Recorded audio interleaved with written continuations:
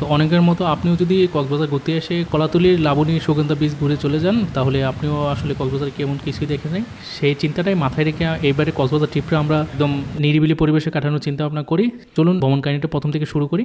আমাদের বাস কাটা ছিল এভারগ্রিন ট্রান্সপোর্টে। সকাল 7টার দিকে আমরা কক্সবাজার গিয়ে পৌঁছে যাই। সেখান থেকে একটা অটো নিয়ে আমরা সরাসরি ইনানি বিচ সিপালের দিকে রওনা করি। আমাদের বুকিং করা ছিল গোজাইন থেকে।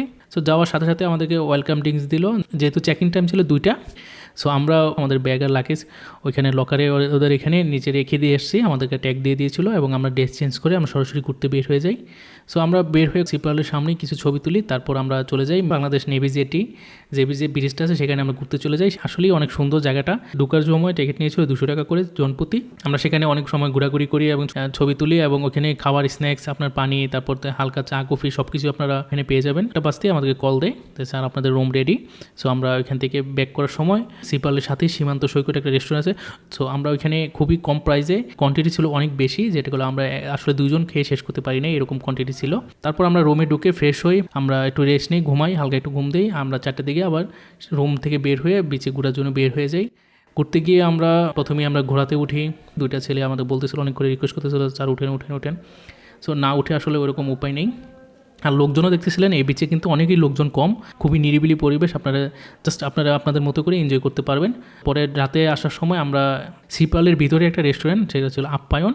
তো আমরা ডাল ভাত ভর্তা সব মিলে প্রায় 500-600 টাকার মতো নিয়েছিল। প্রাইসিং খুবই কম, এত আহামরি বেশি না। সো তারপর পরের দিন সকালে আমরা কমপ্লিমেন্টারি ব্রেকফাস্ট, তারপর আবার সরাসরি চলে গেছি বিচে এবং আশেপাশে অনেকগুলো ছবি তুলি। সেখান থেকে আমরা সরাসরি চলে যাই আমাদের ড্রেস চেঞ্জ করে সুইমিং পুলে।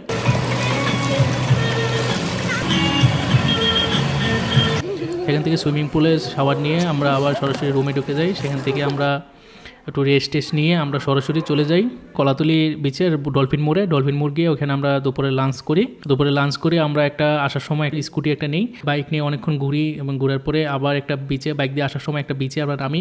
বাইকের কিন্তু একটা সুবিধা হচ্ছে, এখানে কিন্তু লক করতে, আপনার গাট লকটা করলেই এনাফ, এই বাইকগুলো কিন্তু ওরা চুরি হয় না। তাছাড়া আমরা বাইকটা রাস্তায় রেখে আমরা বিচে নেমে যাই, অনেকক্ষণ ছবি তুলি। সেখানে একটা পোলার সাথে দেখা, সে আমাদের অনেকগুলো টিকটক স্টাইলে অনেকগুলো ছবি ভিডিও সব কিছু তুলে দিয়েছিল। ওকে জাস্ট খুশি হয়ে 50 টাকা দিয়েছি, ও খুবই খুশি ছিল। ফটোগ্রাফি না খুঁজে আপনারা যদি কক্সবাজারকে ছবি তুলতে চান, এরকম ছোটো ছোটো ছেলে দেখে 50 টাকা 100 টাকা দিবেন, খুশি হয়ে যত দিবেন ওরা ততই নেবে। বাইকটা ফেরত দিয়ে আমরা চলে গেছিলাম শপিং করার জন্য। আমরা কিনেছি কিছু অনেকগুলো আচার, তারপর শুটকি। তারপর দিন সকাল ঘুম থেকে উঠে আমরা চলে যাই বিচে গিয়ে আবার সেম অনেকগুলো ছবি তুলে তারপর একটা রেস্টুরেন্টে নাস্তা করে তারপর আমরা সরাসরি চেক আউট দিয়ে 11টার দিকে আমরা চলে যাই বাস কাউন্টারে। সো এই ছিল আমাদের সংক্ষিপ্ত কক্সবাজার ট্রিপ। ভালো থাকবেন সবাই, ধন্যবাদ।